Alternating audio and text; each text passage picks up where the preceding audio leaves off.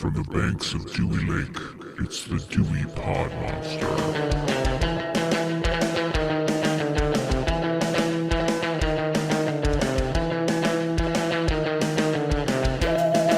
All right, welcome back. My name is John, and this is the Dewey Pod Monster Podcast. This is your weekly podcast about consumption, and with me this week is the host of the Dewey Pod Monster Podcast, and his name is Sean.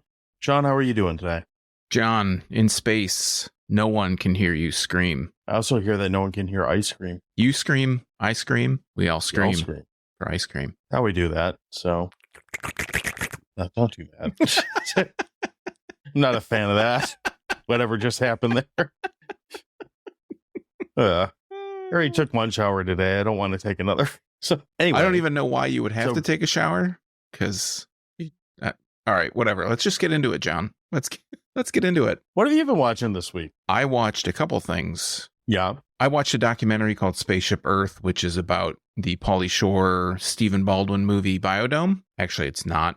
It's about Biosphere 2, which is the real world experiment that Biodome was based on, the comedy Biodome, which I heard was actually supposed to be on something. It was supposed to be a Cheech and Chong movie. Biodome was supposed to be Cheech and Chong, but it was Pauly Shore instead. Anyway, Spaceship Earth. I don't know if that's an upgrade or a side grade at that point. Yeah, that stage in their career. Was that mid-90s? Yeah. Spaceship Earth was like Biosphere 2. Biosphere 1 is Earth itself, but Biosphere 2 is basically a big geodesic dome that they built out in Arizona. It was supposed to be sealed, where it created their own oxygen from plants and grew their own food. It was like this big experiment about basically like the precursor to living on other planets. The documentary is like 2 hours long, and they talk about, I don't know, the first hour or so, they talk so much more about leading up to this experiment or these people that they had in the biosphere. It's not a great documentary. I generally like documentaries, and this one, they spent maybe 20 minutes on the biosphere, whereas the rest of it was like what happened before and then what happened after and some of the conflicts and the lead up to it and how they thought that maybe they were a cult. And it just you'd be better off just watching Biodome, to be perfectly honest. I was going to say, how does it compare to Biodome? Which one is the better film? I can't believe I just called Biodome a film. I've been reading lately. People were like, what's the worst movie that you've seen? There was like a bad movie subreddit, and Biodome was the prime example. So maybe I'll have to watch Biodome to give you a full comparison next week. You know, I just watched it a couple weeks ago. Why? Just something to have on in the background. I wasn't really watching it. Mm-hmm. It, one, did not age well.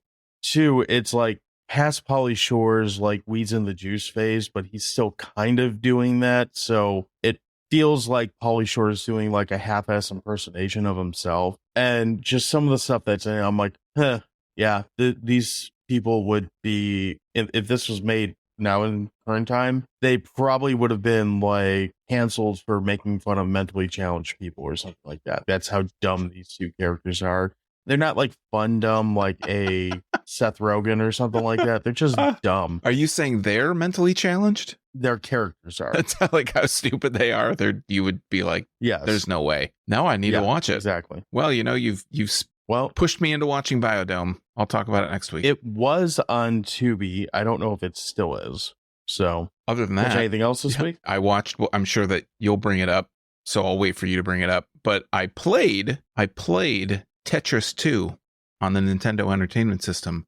Now you're probably saying, I didn't know that there was a Tetris 2. It is an abomination on this earth. Basically, if you've ever played Dr. Mario, where they have the little viruses and you got to drop 2 light-colored blocks on it to wipe it out. Yeah. It's like that, except it's Tetris pieces.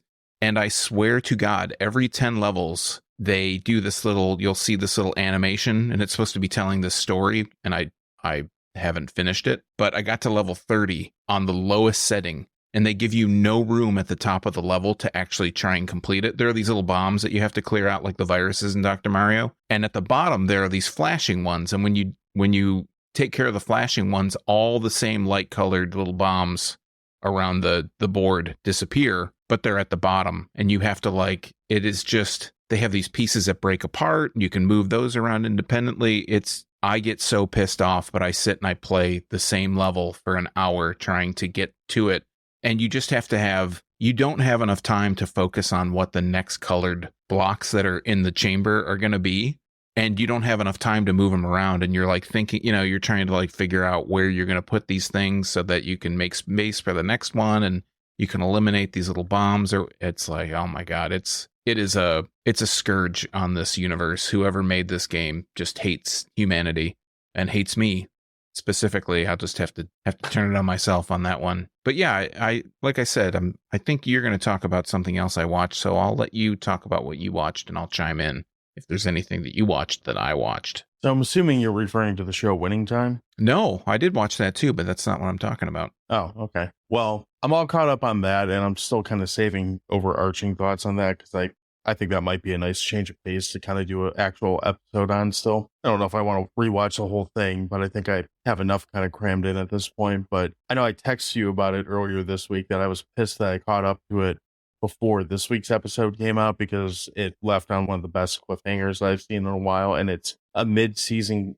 cliffhanger on something that we can Google and find out about. Yeah. So left my jaw like, what the fuck? So, and I like how they're inserting captions in the middle of the screen now that say, yes, this actually happened in several spots. I think that's kind of funny. It made me fall down a bit of a YouTube rabbit hole watching things about like the press conference and that they talk about in the show. And I've seen interviews with players and they talk about stuff that really happened and didn't really happen. So that's been filling up my YouTube front page or whatever. I haven't gotten into that rabbit hole yet, but I could see myself doing it by the end of the season just because we mentioned that before talking about that show. I'd love to kind of know what's fiction and what's not fiction in the show. And I don't. So that would be kind of cool to get more of a firsthand, almost like a commentary with that, We'll see. So past that, I've really just been catching up on stuff. I've been watching a lot of the Untold docuseries that are on Netflix. Did I mention the Florida Gators one last week? I don't remember. I did? Okay. So I have now since then watched I keep wanting to say heroin, but it's not heroin. The steroids one. Very different products. Very different. Similar, method of injection, I guess, for some of them. But I watched that. That one's okay. It kind of makes it, without like going overboard on detail on that, it really focuses more on steroids in the Olympics and kind of touches around steroids in baseball. And of course, they're like, and everyone in the NFL, but they never talk about anyone in the NFL, anything like that. It's one of those shows, it's good, it's interesting, but it almost just, that one's only like an hour and a half long. And it's like, you seriously just crammed like 10 years worth of crap into an hour that you could have gone so much deeper on, and you didn't. So that's kind of disappointing. But the guy who's like behind the big, like, I'm sure he's not the only guy, but the guy that they focus on for this Victor Conti docuseries, yeah, him. I mean, doesn't strike me as that big of a criminal. It seems like he just found a loophole and they decided to make it a law after the fact, more so. At least that's kind of how I saw it. But it's worth watching. I was hoping for more out of it. And then I fell into the Logan Paul one, which is in there now, which I think is the newest one. And isn't it Jake Paul? I don't really. About boxing? They're both in it. Oh, okay. The one Logan's the boxer, right? No, Jake's the boxer. Logan's the wrestling Jake's the, okay. guy. So Jake is the one that primarily focuses on his boxing career. It's all right. I didn't really know much about either of them to begin with. I know of them, and that was about it. And this didn't really make me like any of them anymore. What I did like about it is there's a good 5 minutes that's broken of Mike Tyson breaking down how he loves him because he's a shithead and he's bringing eyes to the sport. I give a fuck. I want asses in seats. He puts asses in seats. And, my worst Mike Tyson impersonation. No, that was spot on. I thought I was talking to him. Sure, clearly. What did I watch past that? The only other thing I really watched this week was the movie Slasherette Party, which was from the same fine folks that brought us the movie Murder Size, which I believe I talked about last week a little bit. Was that the one that you were looking for? No, it's not. Okay. Why don't you just tell me the movie that you want me to talk about? Yeah, that. I watched a movie that two of our good friends talked about on a recent podcast. BP from Let's Talk Horror and Jordana from Pretty Killer Podcast. I think I know what you're talking about. Their most recent episode at the time of this recording is about the movie The Void. I watched that too. And I've already, I think that's going to be one that we're probably going to have to go back on at some point. But yeah, that's a It's a very underrated movie, and I would agree. So I don't want to go too much into detail on that because I think we'll talk about it again, but I will say I definitely enjoyed it. I strongly recommend you go check out BP's episode on Let's Talk Horror, which features our friend, our Jordana, as well, because I'll go into it in way more depth than we ever will. But talk about a fun little use of a low budget film. Yeah, that was really good. I was not, let's not get too far into it because maybe we'll talk about it later down the road. But I didn't have high expectations, and it kind of has similar vibes to the movie we're going to talk about today, in a way. A little bit. I'll say this because it will be far enough away. It reminded me more of Hellraiser by the end of it than it did what we're going to talk about today. But I can see where you're coming from with that. But we have a topic that we're going to talk about today. That's not The Void.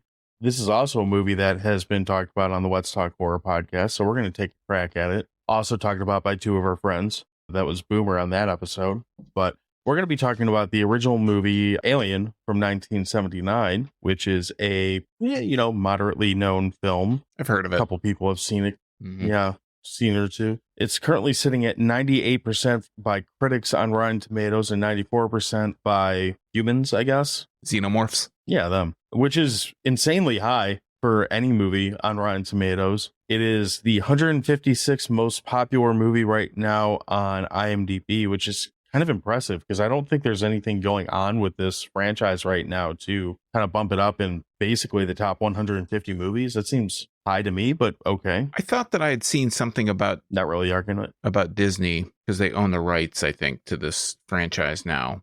Do they? Yeah, I thought I saw something about that. I could be totally wrong. Okay, well, I wasn't aware of that. But we always start with a third-party review, and today's third-party review is coming off of Rotten Tomatoes because it's short and to the point. It's from Grace, and Grace gives this 3 out of 5 stars. I actually don't agree with anything she's going to say in her 5-word review, but I'm going to read it anyway. Cult classic, but I don't care. Cult classic, but I don't care. Cult classic, but I don't care. Sung to the tune of Jimmy Crackhorn, of course. I just don't know that this qualifies as cult classic. I mean, how many people have called this one of, if not the best? I mean, it's a genre-defining movie, so I don't think it could be a cult classic if it's a genre-defining movie. Well, let me tell you, I got this little movie you might want to watch. You probably never heard of it, but it's called Alien. Stars this person, Sigourney Weaver. Maybe you've heard of her. Probably not, though. She's pretty underground. She was in the remake of Ghostbusters, wasn't she? In 2016, the end credit scene. I didn't see it. What's Ghostbusters? It's this movie about ghosts and busting. Makes you feel good. Busting makes me feel good. It does. What's this movie about? Is there a plot or anything on this? Yeah, I've heard this really indie underground movie called Alien has the plot of a crew of commercial spacecraft encounter a deadly life form after investigating an unknown transmission. Sounds about right to me. That's pretty concise and to the point, don't you think? Yeah. Leaving a little bit. But that's little bit. You know what, though? It leaves a lot to the imagination, which is good. If you somehow haven't seen this movie, so we'll say it now, spoilers, I guess, if you haven't seen this 45-year-old movie, basically, 44-year-old movie. So we're going to go in as in-depth as we want to with it. But this movie is... I like that they didn't ruin anything with the movie. They didn't tell you anything that's really going to happen. And this movie plays really well because it is such a simple concept in a lot of ways, but it's just executed really, really fantastically well throughout. It's basically, I've heard a lot of people say this is Jaws in space, and I can see that because you have the monster that you don't see a lot, and the monster pops out at the right time, but it almost feels like John Carpenter in space too. It's like a mix of the two. Like it's entirely one of those movies that we've talked about these a couple times that it's Alien might as well be French for tension because that's what this movie is really pushing. When you said popped out, I almost interrupted you and said no pun intended. It pops out. But yeah, the thing that I think that I realize movies that I really enjoy seem to, I mean, this isn't like a blanket statement, but movies that I enjoy generally have this thing where they give you as much of the plot up front as they can give you. This movie starts with a shot that basically gives you the plot, says, hey, this is a ship, it's a towing ship, it's called a Nostromo, it's got 7 crew members, and they're going to go check out this. They're heading back to Earth. Where are they going? They're heading back to Earth. The movie starts out, you find out they're going to check out this distress signal. They don't tell you any of their names. It's not like they don't have this like thing that says Ripley and Dallas and all these people's names. They interact with each other. I don't know why I'm picturing like sitcom cheesy music and just freeze frames Ripley as they're singing in the park playing soccer or something. Chicka-da-bop-bat-ow. And I can't The thing Exactly. that really surprises me about this movie that I don't think I ever caught previously is Sigourney Weaver isn't top billing of this movie. Tom Skerritt's top billing. No. Sigourney Weaver is second because this is like her big breakout role. This is like her fourth role and in anything other than just appearances on on shows or in commercials. But I think this is her second role in a movie and obviously her big, her first main starring role. And it's, I think you look back on it and for me, I just totally, I don't know, what is the word I'm looking for? I totally relate this movie to Sigourney Weaver. They're not. Oh, for sure. They're not things that you can break into that you can think of separately. They go together. So it was really interesting to see that she wasn't top billing in the cast. I mean, she was still second, but Tom Skerritt gets top billing in this movie. Yeah, that probably speaks to the time more than anything. And obviously that doesn't stick for the rest of this franchise. Really, I mean, Sigourney Weaver is so great in this that she really defines she's one of the pioneering women that defines the concept of badass women in film. She's great. And you really see her evolve as a character through this movie. Like, she starts by the book, like play it by the rules, do whatever the protocol is for this ship. And by the end of it, I mean, she's in charge. She's kicking ass. She's dealing with cats, all that type of stuff. Jones, the cat, gets more jump scares, yeah, probably, than anything else in this movie. Like, Jonesy is involved in 4 or 5 jump scares, I think, throughout this entire thing. Oh, yeah. Jonesy, the cat is also involved in, arguably, the cat's also involved in one of the best reveals in film history, because it's not done in a way that's so, like, built up by, like, dramatic music and, like, that kind of tension. It's just quiet and subtle, and bam, there it is. There's the xenomorph and in all its glory. But we're jumping around like we usually do. So let's talk about the cast here.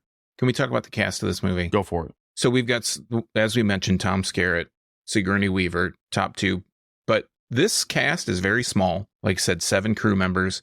And all of the actors in here are recognizable actors. We've got John Hurt, who plays Kane. He gets face hugged. His face gets hugged. We have Veronica Cartwright. She's probably the least recognizable of the cast. Harry Dean Stanton plays Brett, one of the mechanics. Ian Holm plays Ash, the medical officer, the science officer. Actually, I don't think he's a medical officer. We have Yaphet Kotto, who plays Parker, who's another mechanic who you see him a lot in scenes with Harry Dean Stanton. And that's really the cast. I mean, we have 2 other cast members that are playing as the alien, the xenomorph, and then we have the voice actor of Mother, who really only talks at the end of the movie to give you some countdown information. But that's it. That's the cast. This is directed by Ridley Scott. First big film from Ridley Scott, kicked off a big string of movies that you would think of Ridley Scott for. This, Blade Runner, Legend, some other stuff. He had directed other things, but I think this was his second feature film. It's funny you say that, because I love Blade Runner. It's a great movie. I've always loved it. But for whatever reason, whenever I think of Ridley Scott, similar to what you're saying with Sigourney Weaver, this is the movie that I associate it with. And I know he's done a million other things, and some good, some not great, whatever, like most directors. This is the only movie that I really, in my head, attach his name to as like a great film. And that's probably really unfair to him. Sorry, Ridley, if you're listening. I don't know.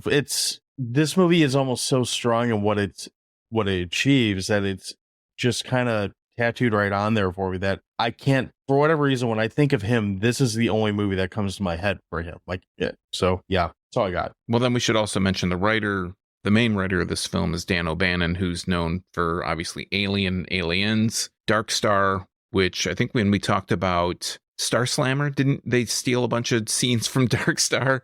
And then Return of the Living Dead are the 4 films that are on his IMDb that he's mentioned for. He passed away, I think, in the 80s. So anything really, his name is on a lot of the Alien films because he's credited for creating these characters. But let's talk about the actual. Wasn't he a co-writer for Night of the Living Dead also? Isn't that how he got the name Living Dead attached to Return of the Living Dead? That might be before his time. Dark Star. No, he's got Bloodbath. These are writing credits. Yeah, Bloodbath. Yeah, that's what Dark Star, Alien, Phobia, Dead and Buried. Heavy Metal, Blue Thunder. Hey, Blue Thunder TV show. Okay. Let's get into a little bit more of the plot, and I'm just going to give a real kind of basic overview of what the plot is. So the movie starts off, like I mentioned earlier, telling you about the characters. Basically, they're a bunch of space truckers, for lack of a better term. After the title card of the alien, that kind of has this really slow lead in. You get all the backstory you need. The Nostromo is the ship. It's a commercial towing vehicle, has 7 crew members towing 20 million tons of mineral ore. It's on its way to Earth. The crew wake up from a hypersleep with orders to investigate a distress call by the company. The company is not named, but it is Wayland. And after the troubled landing, the crew, an away crew, is sent out to investigate this distress call. I think I said that. The away crew comes across a nest of eggs where one hatches and it attaches itself to a crew member who is Kane, played by John Hurt. They bring it back onto the ship, and of course, hilarity ensues from there. But yeah, I mean, that's within the first 25 minutes. You get to know the characters. They do this away crew. Some of the crew stays on the ship. And this is where you kind of, Sigourney Weaver is like second in command. She's top in command when Dallas, who's Tom Skerritt, is off the ship. And they come back with John Hurt with this thing on his face. And they're like, protocol says that he has to be quarantined. And Ash, played by Ian Holm, decides to let them in. And he lets them in, and then they start investigating what this thing on his face is. They realize that it bleeds acid. And again, hilarity ensues from there. It's basically a string of, okay, we have to go investigate this thing. How can we continuously have the situation get worse from scene to scene to scene? Yeah. And some of it is stuff that's like, you fucking dumbass. Like, why did you do, like, Kane going and like poking the egg, like literally poking the proverbial bear. As soon as he like goes out there and starts investigating the eggs, like if you've watched a movie like this, you're like, well, that guy's fucked. Yeah. That's your instant reaction. But every little decision, like, okay, so the face hugger, which we don't know they're called face huggers till later, but anyway, the face hugger's on his face in his helmet, fucking him up. And right there, the smart move to do is to not let him on the ship, which Ripley is advocating for. Not let him on the ship because there's a bigger picture involved. There's, you know, the crew and the cargo, blah, blah, blah, whatever, and the cat. The bigger picture is that. And the human nature or the human element or whatever you want to call it allows this thing in the ship. So they're trying to save Kane's life or something. They don't really know what they're trying to do at this point, but they're trying to figure it out. And as soon as they cut this thing's tentacle, I guess, Like a finger. Yeah. Finger, tentacle, whatever it is. As soon as they put like a blade on this thing and cut it, like you mentioned, acid squirts out of it. It starts going through the hull of the ship and it goes through several layers of ship. Yeah. Again, it's just a series of unfortunate events that just kind of compile on each other.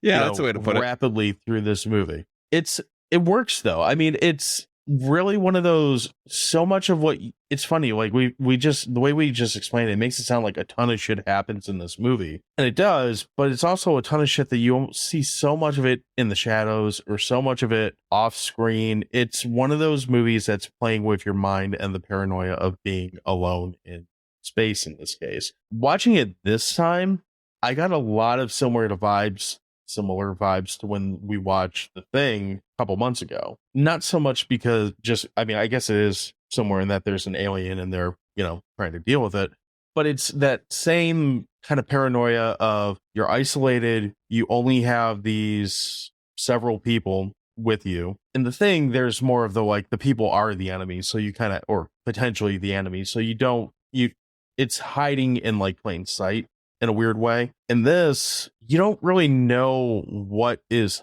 essentially hunting these people, but you know that it's going to be fucked up. It's probably going to look like a dick, and it's going to be huge. And it delivers on what it promises. I think I did think about The Thing a lot while watching it this time too. And with The Thing, it's like you said, it's kind of this paranoia thing where they're all pointing fingers at each other. They don't know who to trust. They don't know who could possibly be the one that's responsible or the next one to be taken over. And there is that paranoia aspect. There is that tension aspect. There is that constant ratcheting of tension. But the difference here is that the crew knows there's something on the ship. They know they have to work together to try and eliminate it.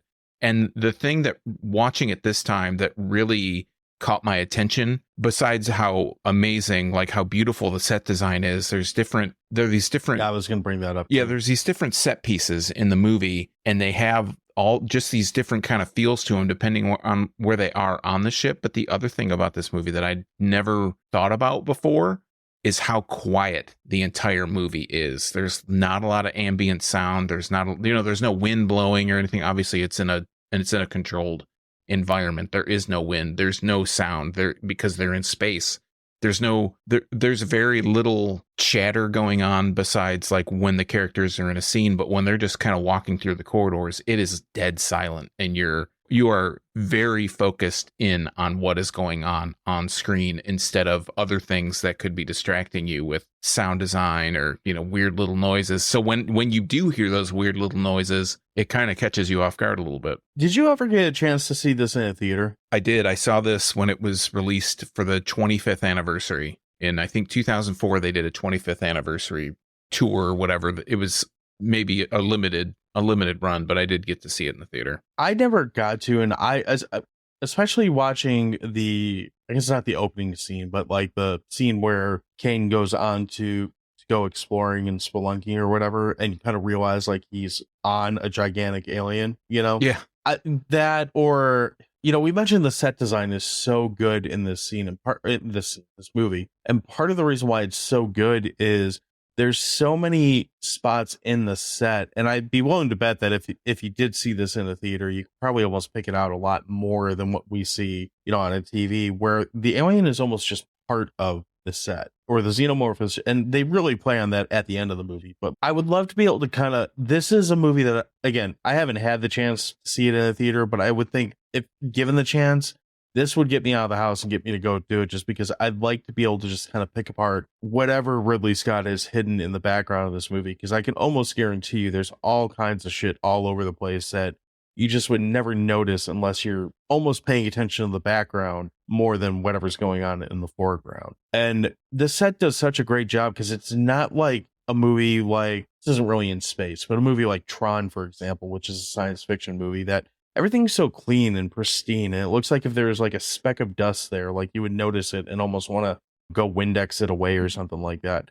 This feels so lived in. It feels so like, I don't want to say the word realistic because who knows, but it feels more reasonable than what you get out of so many, like, and again, I don't know if this is even supposed to be based in the future or not. We'll just say for the sake of argument that it is. You get just such a different vibe from the living quarters, I guess it's a mess hall or the cafeteria, whatever we want to call it. Anywhere that the movie really takes its time to go and show you, everything is cold no matter where you go. It's got this very cold overtone, and it doesn't necessarily make you feel creepy in the same way like a Haddonfield does or even Antarctica does, but it makes you feel very isolated, cold, and like just severed from any real chance of help. Yeah, I mean, when they're in the med bay, when they bring Kane into the med bay's stark white. It looks very sterile. Like you said, the mess area where they eat has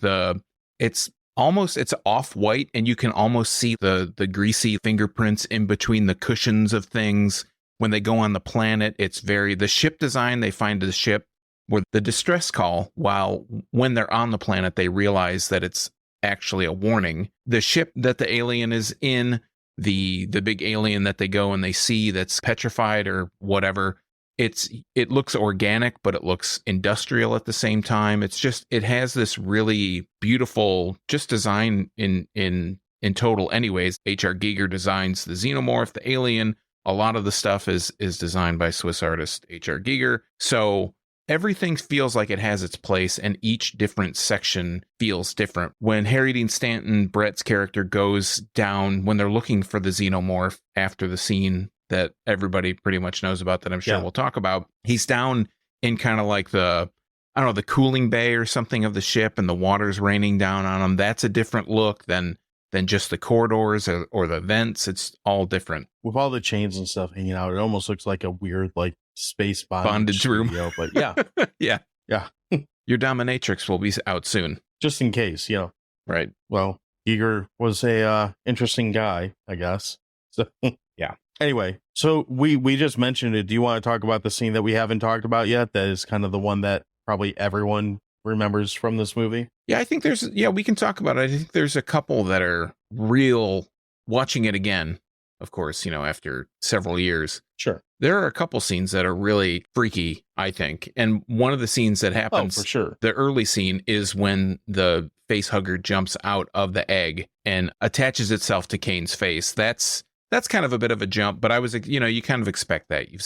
I expect all of it. But yeah, why don't you tell us about a scene later on down the line? So I would go as far to say the most iconic scene in this movie is the mess hall scene in which Kane miraculously comes back to life for a little bit. They're running around the ship and they realize that they're kind of fucked. And all of a sudden they're like, whoever, I don't remember who's running the med bay, but the doctor in the med bay is like, radio's over. Hey, you got to come check this out. They're like, can this wait? And they're like, no, you really got to come check this out. Couldn't he just say, like, Kane's up and moving around. He seems fine. Like, don't you think that would set off enough alert bells, seeing as he just had his face fucked by this like vagina monster? Right. For God knows how long. Kane's okay all of a sudden, and they're sitting in the cafeteria and they're all eating their kicks or whatever they're doing. And look like they're eating Chinese food.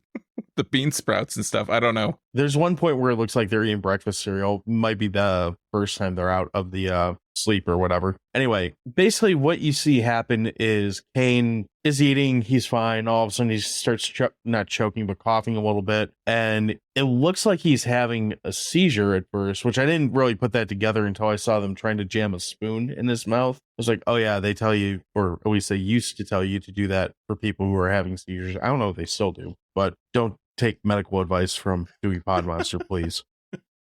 Seek medical professionals for help. Yeah. Or jam spoons in someone's mouth, whatever you got to do. Anyway, he starts convulsing and freaking out and whatnot. And we get to see a very small, looking, very like ivory colored alien just burst out of his chest in a really kind of well done like scene. And I know what we're going to say is like, this has been told a million times. They didn't tell the cast what was going to happen during this scene, so they got a genuine reaction, which is great. And it would have been even funnier if they had to do a second shot of it. But it's such a great scene because you got to keep in mind that this is 1979. This is not modern effects or anything like that. I really enjoy that when this alien starts to come out of his chest, it pops once and it squirts blood all over the place. And he almost like sits back like, oh, I feel better now. Like if he popped a pimple or something like that. And then it just gets way worse. And this thing just totally emerges from his chest and scurries off faster than the cat goes to hide and grows up at a rapid pace, which we'll come back to that. But it's a pretty, I can't say that it's an intense scene for me now because I've seen it so many times. We've seen it spoofed in Spaceballs and probably other movies too. So I don't want to say that it's lost some of its luster because of the fact that I've seen it so many times, but watching it now, I'm like, as great as this looks, it's like, all right, I know what happened. Let's keep it moving, that kind of thing. I know for me, it took a long time for me to be able to watch that scene again. Like it really creeped me out. I saw it the first time when I watched it. Obviously, I didn't know it was coming. But the next couple times, I'm like, yeah, I'll just look away when that happens because it was just so kind of out there. And now, you anticipate it. And I thought the same thing when I saw it this time was like, well, I wonder what somebody who has never seen this movie would think of this, especially for the time period where we are now, how far effects have come. It's obviously a practical effect, not a digital effect. And it jumps out and just scurries across the table and everybody, blood sprayed all over the place. It's a really, I mean, I think it still is pretty intense, but when you expect it, it takes a little bit of the edge off. Yeah.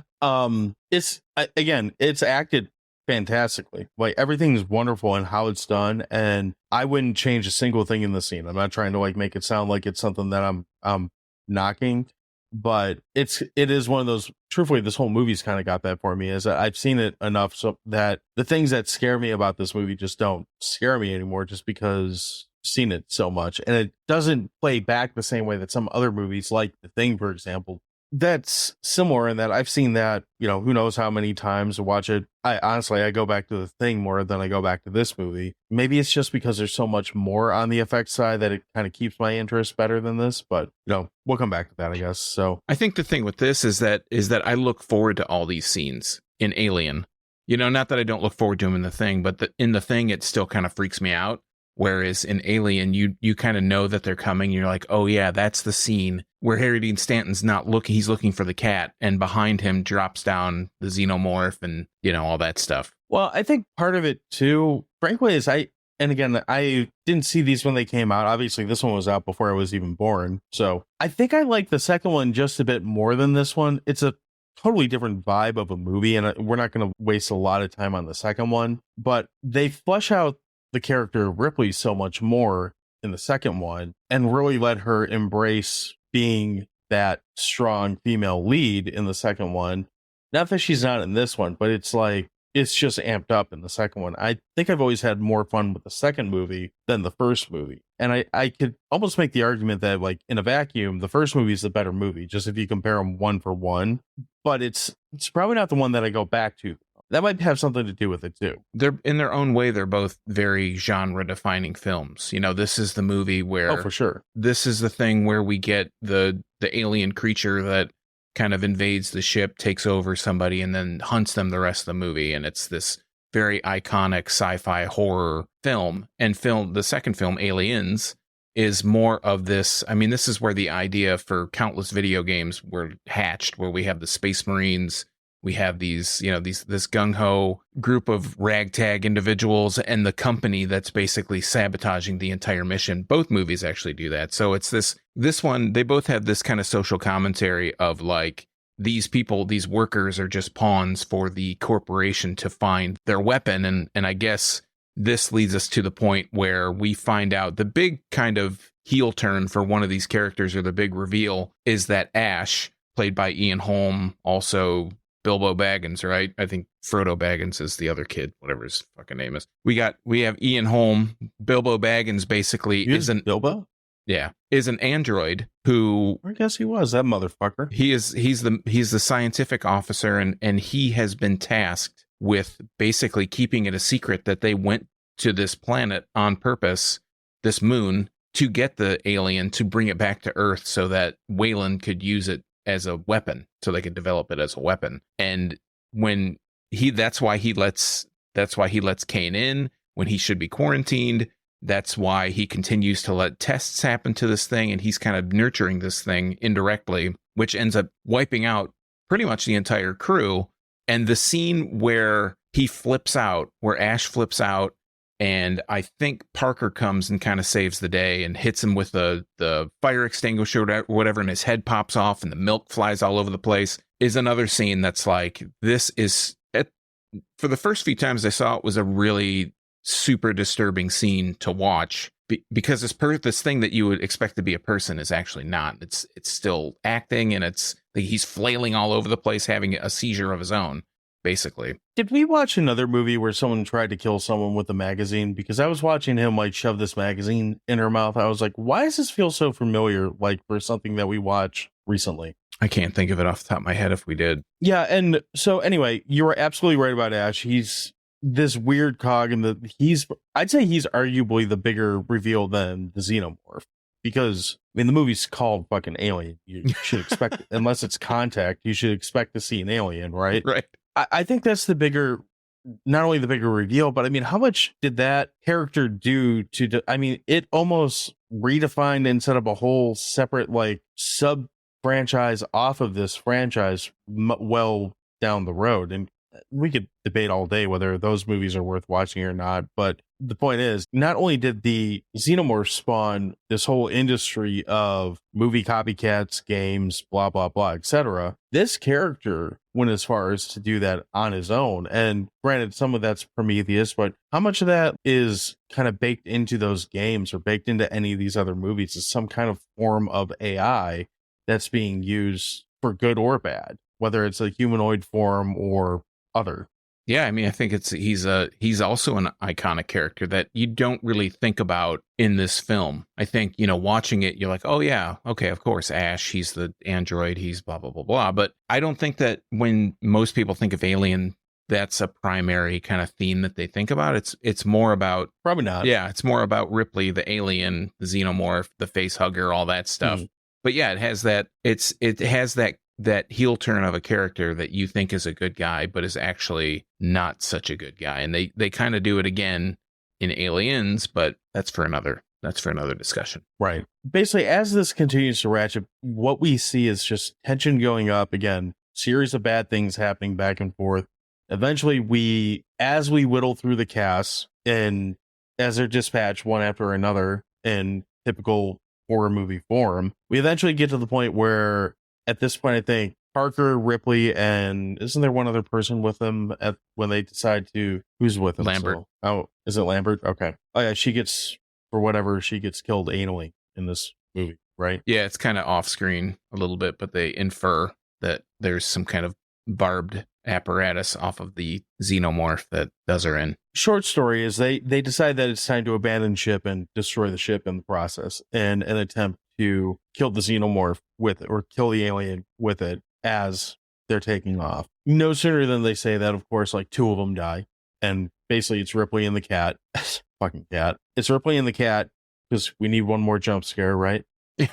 And True. They kind of fast forwarding, cliff noting this. They basically make it to the ship, to the escape pod, blast off. And even this time, I still found myself like, that fucking alien's just going to like jump off the main ship onto the escape pod. And that's thankfully not what happens, because when you do see the full alien like standing up, it doesn't look as good because the costuming just wasn't there yet. Like it looks good from like a shoulder up standpoint, but you don't really want to see this thing's legs. They look kind of goofy. We get into the escape pod and Ripley takes off. The cat's being a dick again. Gives us one more jump scare as we look over and see that kind of, instead of jumping onto the ship with a glorious alien version of the atomic elbow, the alien's inside the ship just kind of cooked into the wall, blending right in, being creepy and weird. And you get like one last kind of standoff between Ripley and the alien. I don't know enough about space, but I feel like everything she does in this scene wouldn't really work very well, but it works for movie purposes. So I guess that gets the job done, right? It's weird. The suit that she gets into looks just like a padded thing. And you would think if you open the airlock, that's not gonna help you very much. But I guess it's only open for a very, very limited amount of time. And the alien gets incinerated in the engine, and the Nostromo has a big nuclear explosion that takes care of the entire ship. And it is this huge explosion. And I don't know if we've said it, but with the set design, the effects in this movie, the practical effects, even that part where it looks, you can tell it's like a matte painting or something, some kind of, it still looks really good. Like even, it's very convincing even today, I think. Yeah, this is a very satisfying ending, and it's also kind of like it's questionable as far as like how it's executed. Like I don't think that's how space works, but whatever. The other thing that's really good about this, and I know we got a whole franchise off of this, but this movie, if this ended the way it did, that was just the end, period, nothing else, it'd be arguably a better movie, but it'd also be an extremely satisfying ending. Like I wouldn't feel like there was any loose ends tied up. I wouldn't feel like there was anything that was missing or necessarily needed to be added. I have seen the director's cut of this, and there is a scene in that I like a lot that's not in the theatrical, where before the big alien reveal, when Brett's just kind of walking around the space bondage room, there's just it's like a 1 second shot of the xenomorph like fully bulked up and whatnot, and it's just standing there staring at him. It's one of those like blink and you miss it scenes, but it's a really cool little ad that almost, I don't know, I like it better, but I can see why they took it out too, because it kind of plays on the getting the big reveal. It's almost like teasing beforehand, but I thought it was a cool kind of ominous, menacing shot. There's not really a whole ton to like critique on this. Is there anything that you don't like about this movie? No, I mean, it is 2 hours. So, but I do feel like it kind of plays faster than that. It doesn't feel like 2 hours. I like that they really hold on to the reveal of the full thing. You know, you see him in little sections, or you see him kind of in parts. You don't see the whole monster design really until near the end. And I think you obviously see him in the escape pod kind of sequence with the strobing light. I think that's a cool look, because it's like, strobe lights always seem like they add a little bit of extra creepiness to everything, and he's kind of getting out of that crevice or seizure. Yeah, he's getting out of that little crevice of the escape pod in this kind of strobed, I don't know, the strobed light. So it adds to that creepiness factor of realizing that there's this full-grown 8-foot monster that's inside this escape pod with Sigourney Weaver, who is what, like maybe 5'6", maybe 130 pounds soaking wet. So it's a real cool juxtaposition. And I think that without being able to see the full monster, it really continues to ratchet up a lot of the tension because you're not quite sure where it can appear. It's dark, it's shiny, so it really mixes in well with a lot of the backgrounds of the movie, a lot of the sets. So it's hard to see. And like you said, sometimes it can be a little bit of a blink and you miss it. And I really felt myself in this viewing really pixel peeping in a way to be like, okay, am I going to see it in the background of some scene that I'd never noticed before? So I think it does a really good job of just, like I said, ratcheting up that tension to add to the freakiness of the whole thing. Ready for hot dogs? Yeah, I think so. Okay. So for me, this movie, I mean, this is about as iconic as any other movie in the genre, be it sci-fi or horror. It's not my favorite of either of those genres, but again, you cannot argue or deny the impact that this film has had on cinema as a whole, let alone horror and sci-fi. Jaws in space, sure. It plays to a lot of those same themes. I would say it's not as like comical or fun as that. There's not as many like breaths of air, but I think that actually works this movie's favor. The only negatives I have with this movie really have nothing to do with this movie as a whole. It has more to do with personal preference. Like I like the sequel a little bit more, stuff like that. So I can't really hold that against it. This is just a beautiful like disaster that is put into this little 2-hour package that I usually hate movies that creep on 2 hours. And this one moves really well. It does not feel like a 2-hour watch. I'd give this a solid 8 cats out of 10 hot dogs. If you have somehow not seen this movie, one, I'm sorry, we probably ruined it for you. But if you haven't seen this movie, just go buy it. Don't even, however you buy things, just buy it. It's worth picking up. Yeah. And then go watch at least the second one. You can probably stop after 3 and 4 if you're not totally hooked. But yeah, this one it's a classic. And just to mention, you can rent this on pretty much all the different streaming services for about $4 and 4K. You can buy it for five across multiple platforms. And if you have like Fubo, Hulu, Stars, DirecTV streaming, it's already included in there. So it's not a hard one to get your grubby little fingers on. For me, for hot dogs, as I mentioned, a lot of this kind of my wrap up here is a lot of stuff I've already said. I'd seen the movie a lot by the time the 25th anniversary release came out in 2004. And I think with that viewing, it really cemented this movie in my head as being pretty much one of my favorite movies. It's genre defining sci-fi horror, really heavy on the sci-fi, which I like, and just happens to be horror, which is always a bonus. The atmosphere, the industrial grunginess of the ship, the design of the xenomorph, how quiet everything is, and that whole space trucker vibe really just got its hooks into me. It's going into the set design again on the ship. Everything looks industrial. On the planet, everything's really wet and organic. So there's just a lot of variation on the ship in between the sets. It's got a very distinct look. It's like almost like if you think of Star Wars, all the different ships have this kind of lived in sci-fi kind of look to them. The thing about this movie, the original ones, not the new ones are a little too slick. But I think just the way that the movie ratchets up the tension, just when you think they're out of the woods, another thing happens that adds more tension. I feel like this is a movie that any movie fan should see, not just horror sci-fi fans, but just any movie fan in general. There's a lot of things that you could learn from watching a movie like this, or if you're into film or making films. I think this is a real kind of gold standard of that type of film. I got to give Alien 9.5 milk spewing androids out of 11 hot dogs. It just really is. It's one of my favorite movies. I don't watch it as much as I probably should, but I think it's got a lot of great qualities to it. Is that the highest score you've given a movie to date? I think it is. I think Evil Dead was pretty close. Evil Dead Rise. And I think we've watched so many really great movies this year. But yeah, this is like in my top 5. That's fair. I can't argue that. Yeah, I can't argue it. I have no argument. You're right. Case closed. Glad I won you over. Case closed. Enough of hearing us bullshit. What do you think about sci-fi movies? What do you think about horror movies and all this stuff? We had a question of the week, and our question of the week this week is, what is your gold standard sci-fi movie and why? Kind of open-ended, but take it however you want with it.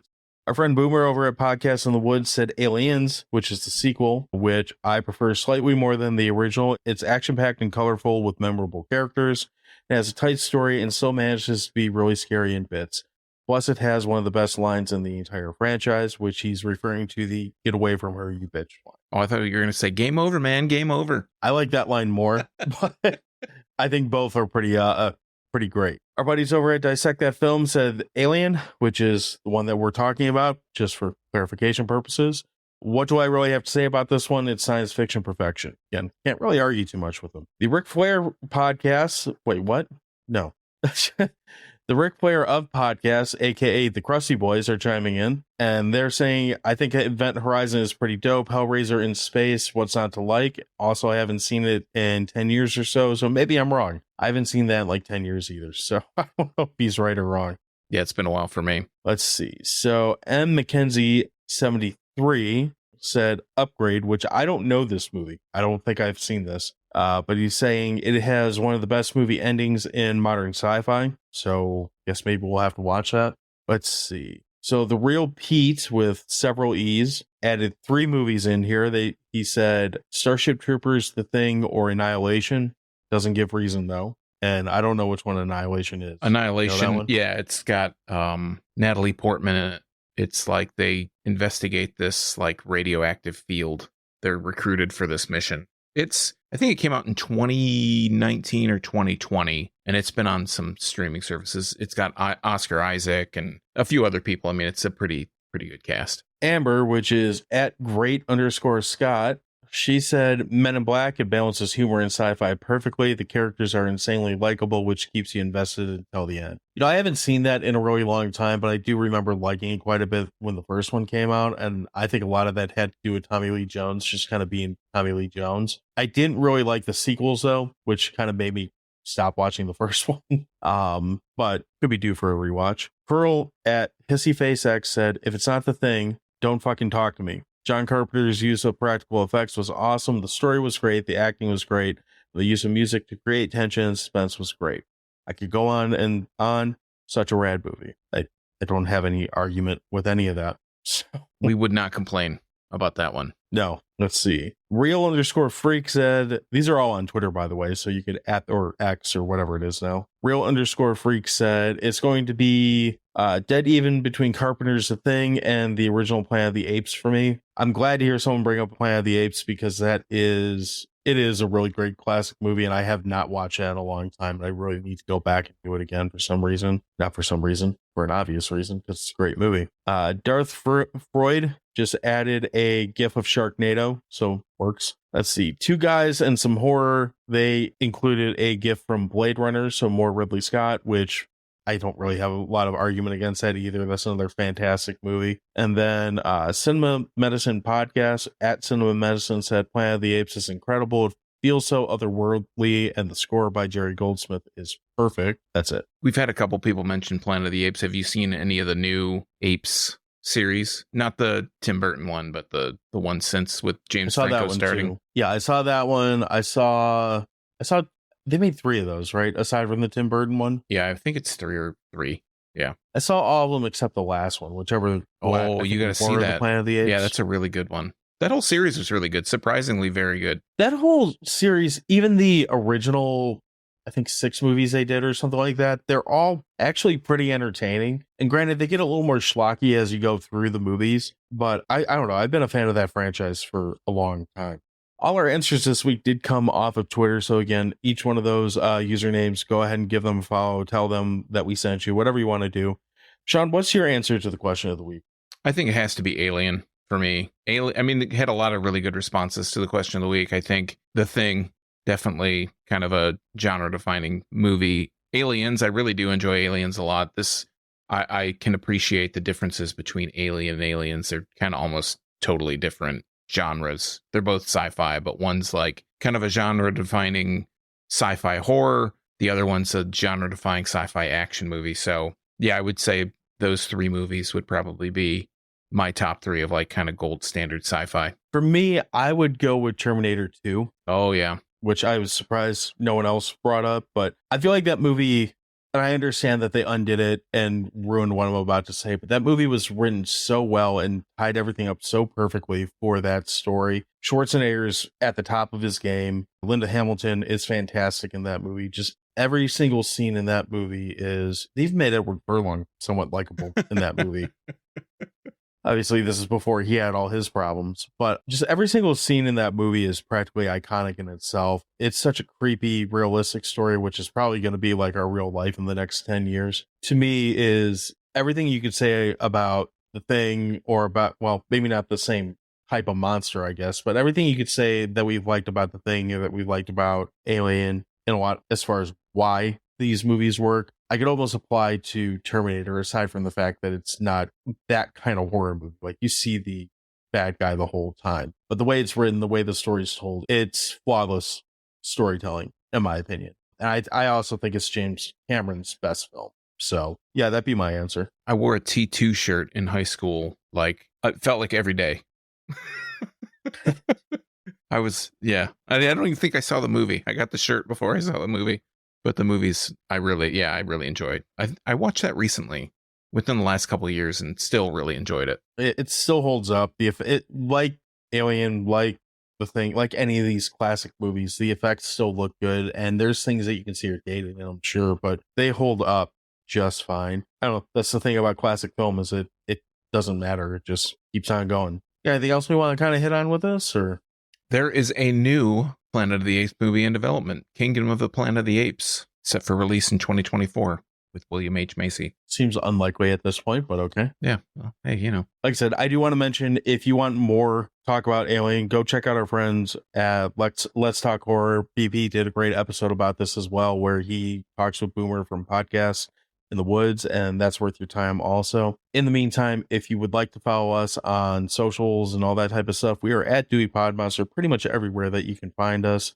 X, Twitter, Threads, Instagram, Facebook, whatever. Just, that's where we post question of the week. So if you want your question answered, that's the best place to do it, is follow us on one of those social medias, and we will put it out there. You can also find all our previous episodes at crap.town, and they're available on streaming platforms too. And then we have a YouTube channel, which you should probably follow also, which is also at Dewey Podmonster. Also, Sean, what do you got going on? If you want your question answered, of the question of the week, you can answer the question of the week on X, formerly known as Twitter, or Instagram, or whatever other social media networks, at Dewey Podmonster, as John mentioned. You can also find my Michigan beer exploits at youtube.drafttherapy.com. Or you can follow me on social networks at Draft Therapy. Glad I'm not the only one who's circling the drain as far as his words are concerned. So, all right, that's all we got for this week. So we will be back next week with some more stuff. I got a feeling it probably won't be as good a movie as this, but we'll talk about it anyway. Until then, we will talk to you on socials and other places, and have a great week.